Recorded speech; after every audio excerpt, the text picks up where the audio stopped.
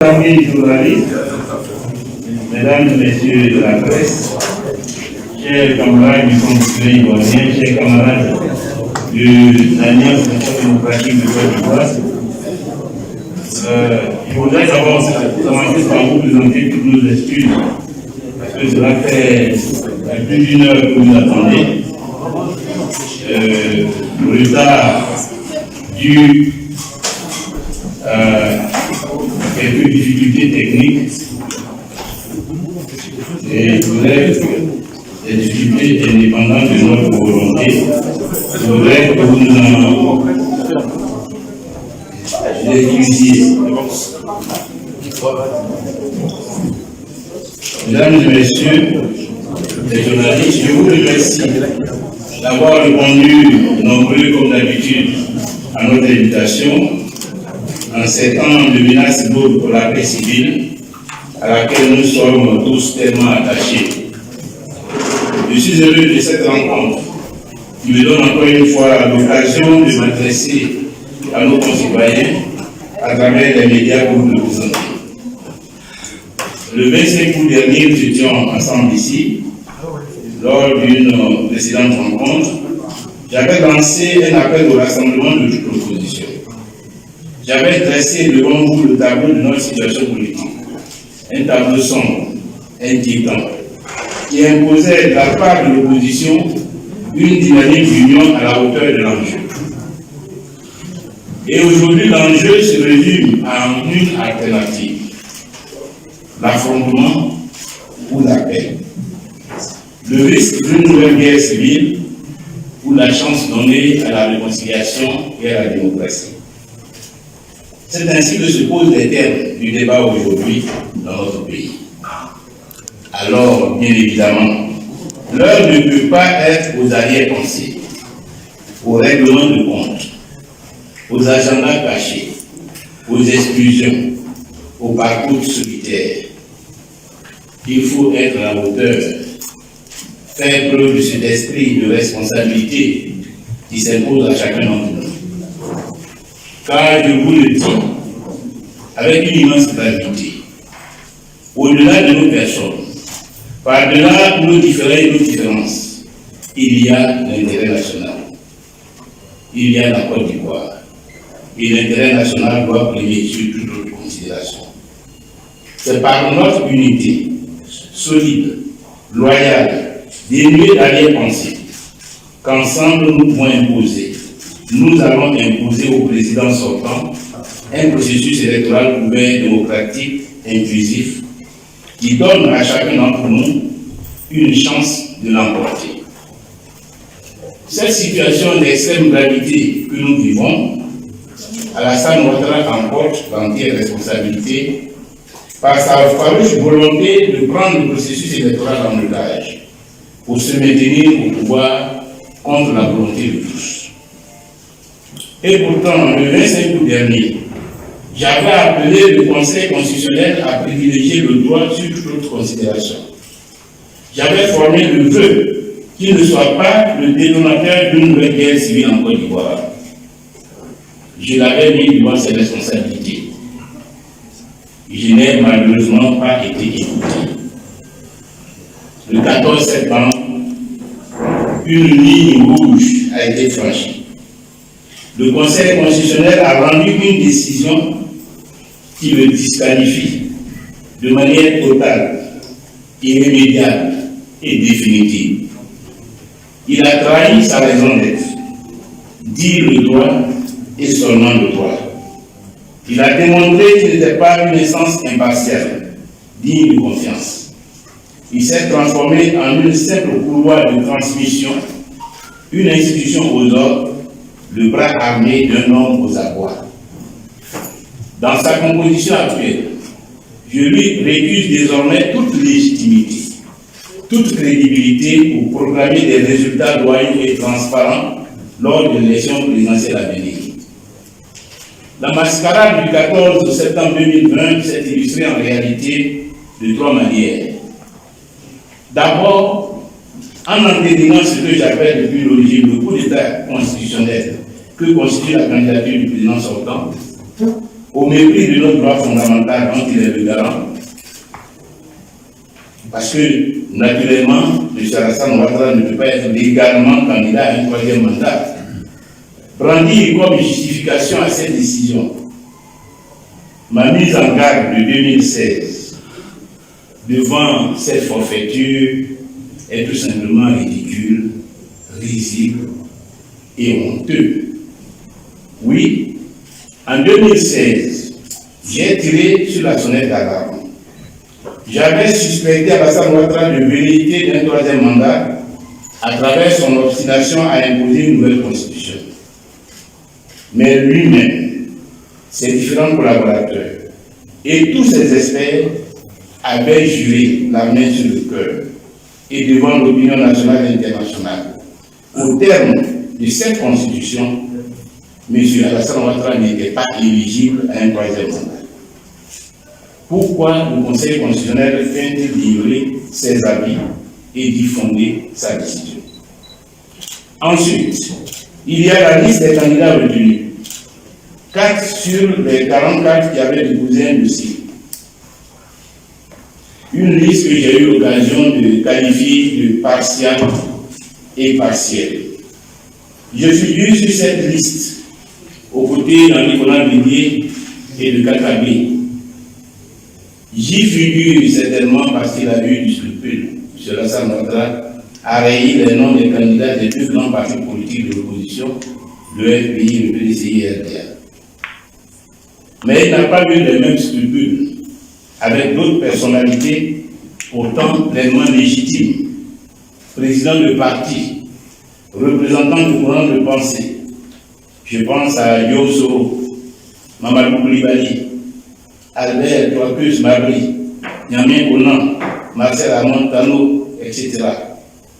Ils sont victimes de calculs, de basses manœuvres électoralistes, au seul fin d'assurer à Alassane Ouattara sur un coup KO qui s'est auto-prédit pour le 31 octobre 2020. Parmi les grands absents, il y a en particulier le président Laurent Gbagbo, une figure tutélaire de notre vie politique. Il aurait évidemment dû être en position de se présenter. Je l'aurais alors accompagné dans ce choix. Je m'y étais engagé. Cette dernière épreuve, la radiation de la liste électorale de son pays, le refus de le laisser rentrer chez lui, alors que le droit et la morale sont de son côté, constituent des tâches indélébiles au passif de ce régime. Cette mascarade s'est enfin illustrée dans le calendrier de publication des candidats. 2 jours d'avance, qui traduisait une évidente précipitation. Il n'a pas fallu attendre très longtemps pour avoir l'explication. Il y avait le feu pour les disciples zélés du régime aux abois de M. Ouattara. Il s'agissait de constituer la décision de la Cour africaine des droits de l'homme et des peuples, ordonnant à l'État de Côte d'Ivoire de lever tous les obstacles empêchant Yo Soro d'être candidat. Lundi dernier, les masques sont tombés et avec eux le bénéfice du doute que l'on se doit toujours d'accorder jusqu'au point de non-retour. Mais si Alassane Ouattara veut réussir un hold-up électoral, il doit d'abord franchir l'obstacle de la commission électorale indépendante. Il sait qu'il lui doit sa victoire entre guillemets en 2010-2011. Il est conscient que sans la complicité de la CEI, il est perdant et perdu. Depuis qu'il est au pouvoir, il se débat comme un beau diable pour maintenir sous sa coupe cette institution que pourtant tous les démocrates en Côte d'Ivoire, en Afrique et à travers le monde voudraient voir indépendante et impartiale pour organiser des élections justes, transparentes et apaisées et ainsi consolider la démocratie en Côte d'Ivoire. Alassane Ouattara est sourd aux interpellations de la classe politique, des organisations de la société civile et des organismes internationaux de promotion de la démocratie. Il défie les arrêts successifs de la Cour africaine des droits de l'homme et des peuples, qui lui enjoignent de mettre en place une CEI consensuelle, équilibrée et impartiale, tant au niveau central qu'au niveau des commissions locales. Ces dernières, les commissions locales, qui était présidé à 98% par le RHDP en septembre 2019, le sont désormais à 100% depuis la semaine dernière, à l'occasion d'un renouvellement opéré au mépris de la règle de la Cour africaine des droits de l'homme et des peuples et sans la participation de l'opposition. Au total, les deux institutions chargées de l'organisation des élections présidentielles en Côte d'Ivoire sont prises en otage par Alassane Ouattara et le RHDP, à l'image de tout le pays qui suffoque sous la dictature du chef de l'État et de son régime. À cause de la dictature d'Alassane Ouattara, Laurent Gbagbo et Charles Blé sont depuis 10 ans prisonniers errants en Europe, condamnés par contumace. À cause de la dictature d'Alassane Ouattara, Soro Guillaume est contraint à l'exil, radié des listes électorales, condamné à 20 ans de prison. Ses principaux collaborateurs, dont les députés, jetés en prison. À cause de la dictature d'Alassane Ouattara, Soro Guillaume et Henri Konan Bédié, ses alliés d'hier, fondateurs avec lui du RHDP, sont aujourd'hui ses ennemis jurés. À cause de la dictature, Daniel Kabin-Duncan, Montano, Marcel, Marie, Côte-Toipeuse ont abandonné Alassane Ouattara.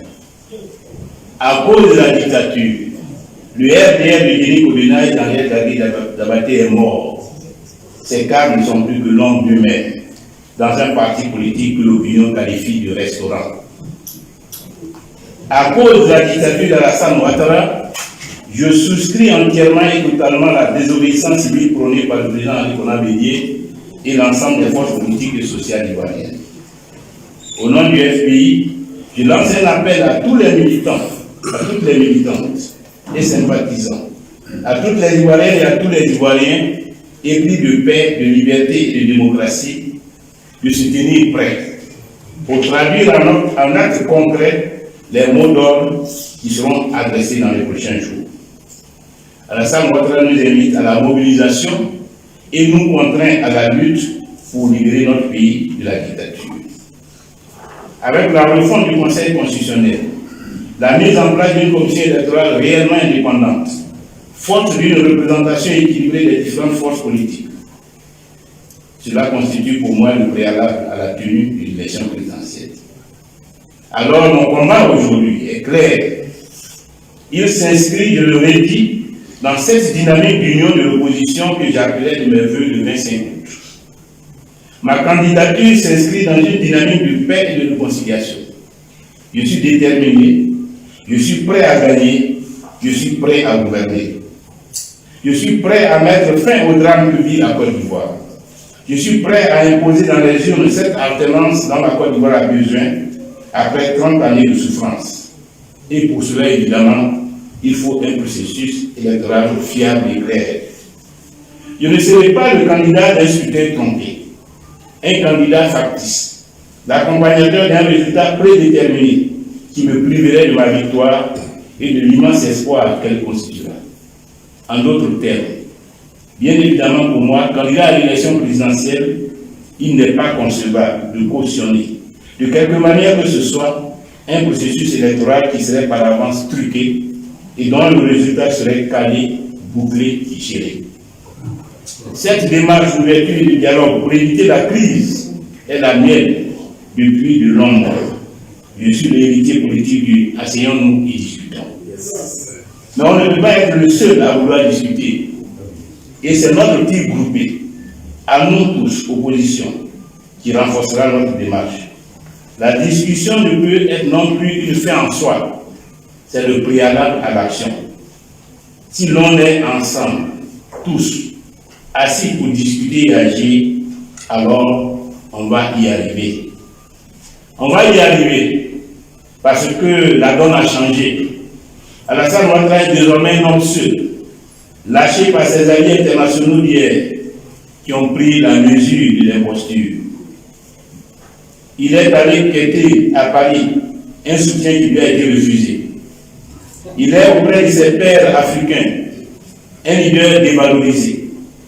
Ici à Bignan, le haut représentant de l'Union européenne a proclamé dans un communiqué la nécessité d'assurer un scrutin crédible aux résultats acceptés par tous. Alassane Ouattara est en réalité retranché dans sa tour d'ivoire, avec un précaré de fidèles dont le seul souci est de pouvoir poursuivre l'œuvre de prédation à laquelle son régime se livre depuis 9 ans. Au fond de lui-même, il ne peut pas ignorer que cet entourage ne lui rend pas service, que ses conseillers de l'homme le conduisent droit dans le mur. Je crois en un sursaut de lucidité par la force de notre mobilisation collective. Celle-ci sera totale, sans état d'âme, à la mesure de l'enjeu qui nous rassemble, préserver la paix et défendre la démocratie. Merci de votre attention.